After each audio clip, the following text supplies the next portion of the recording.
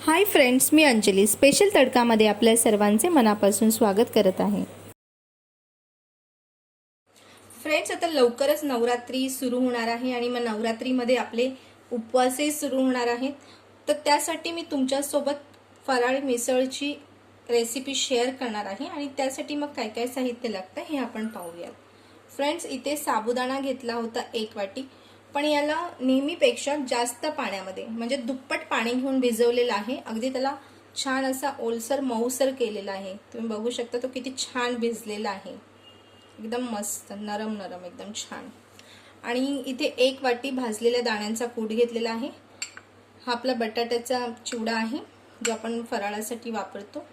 इथे 1 वाटी ओलं नारळ घेतलेला आहे, बटाट्याचे काप घेतलेले आहे, कढीपत्ता, जिरं, हिरवी मिरची।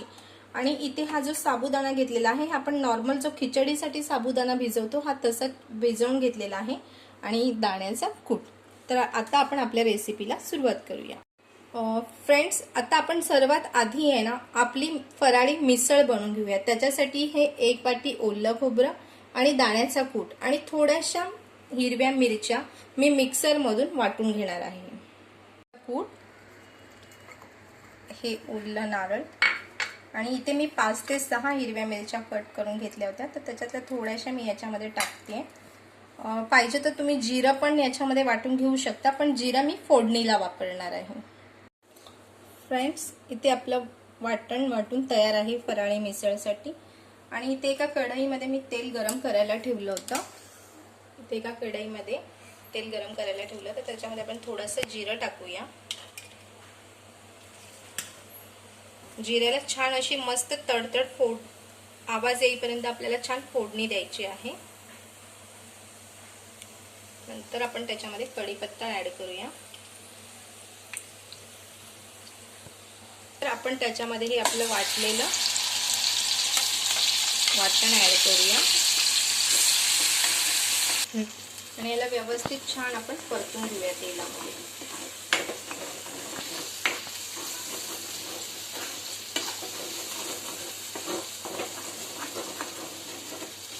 त्याच्यामध्ये हे पाणी ऍड केलेलं आहे, मिक्सरचं भांडं धुवून घेतलेलं आहे आणि ते पाणी ऍड केलेलं आहे आणि त्याच्यामध्ये हा भिजवलेला साबुदाणा आता आपण ऍड करूया।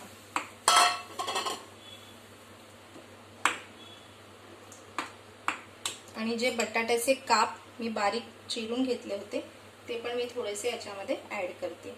तुम्ही बटाटा उकडून पण घेऊ शकता, इथे मी बटाटा उकडून नाही घेतलेला आहे, मी बटाट्याचे काप करून त्याच्यामध्ये टाकलेले आहे। तुम्ही बटाटा उकडून कुस्करून त्याच्यामध्ये टाकू शकता आपल्या मिसळमध्ये। आणि आता इथे आपण चवीपुरतं मीठ ऍड करणार आहोत। आता इथे मी 1 चमचा मीठ ऍड करते। उपवासाचं मीठ मिळतं ते सुद्धा तुम्ही ऍड करू शकता। आणि त्याला एक छानशी मस्त उकळी येईपर्यंत, त्यातले ते बटाटे शिजेपर्यंत आपल्याला आपली मिसळ छान शिजवून घ्यायची आहे। आता फ्रेंड, मिसळला जोपर्यंत उकळी येते ना तोपर्यंत आपण एका साइडला आपली साबुदाण्याची खिचडी तयार करून घेऊया।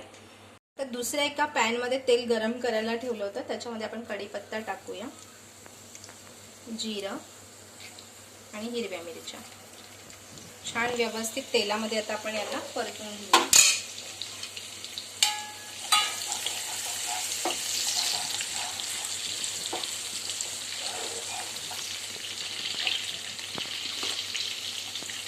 फ्रेंड्स, इथे जो साबुदाणा घेतलेला आहे, तर मी नेहमी कसं करते की साबुदाण्यामध्येच आहे ना दाण्याचा कूट आहे ना व्यवस्थित मिक्स करून घेते।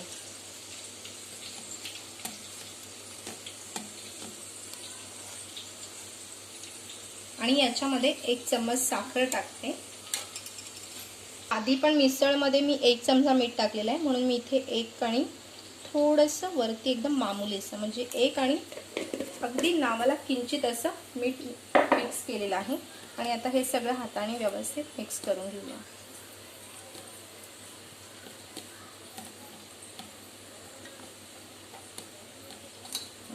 मी सगळं पॅन मध्ये ऍड करते। पण याला व्यवस्थित सगळं परतून घेऊया, म्हणजे मीठ वगैरे जे आहे ना ते समप्रमाणात सगळीकडे एकसारखंच लागतं, कुठे कमी जास्त होणार नाही, म्हणून मी नेहमी असं करते.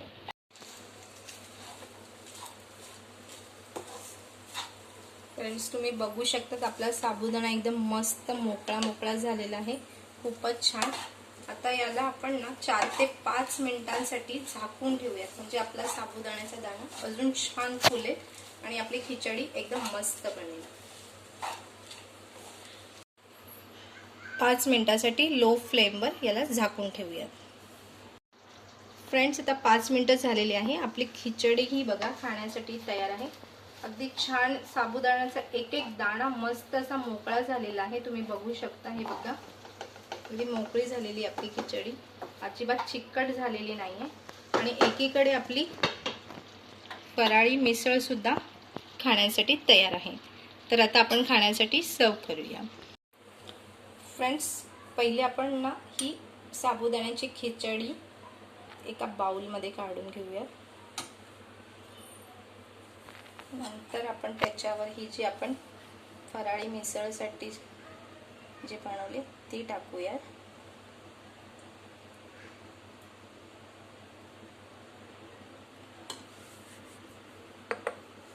आणि मग याच्यावर टाकूया हा आपला उपवासाचा चिवडा. आणि आता आपली फराळी मिसळ खाण्यासाठी तयार आहे. अगदी मस्त आणि छान. फ्रेंड्स, आपली फराळी मिसळ खाण्यासाठी तयार आहे. फ्रेंड्स, जर तुम्ही मुंबईकर असाल आणि खास करून जर दादरकर असाल तर तुम्हाला मामा केणे आणि पणशीकर यांच्या इथे सेम अशीच मिसळ मिळते आणि जी मला फार आवडते. फराळी मिसळ फार आवडते. त्यांची बनवण्याची पद्धत सेम अशीच आहे. आधी साबुदाण्याची खिचडी सर्व करतात, त्याच्यावरून ती मस्त अशी फराळी मिसळ आणि त्याच्यावर उपवासाचा चिवडा. खायला एक वेगळीच मजा येते. तुम्ही ही रेसिपी नक्की ट्राय करा आणि ती कशी झाली हे तुमच्या कमेंट्सद्वारे कळवायला विसरू नका.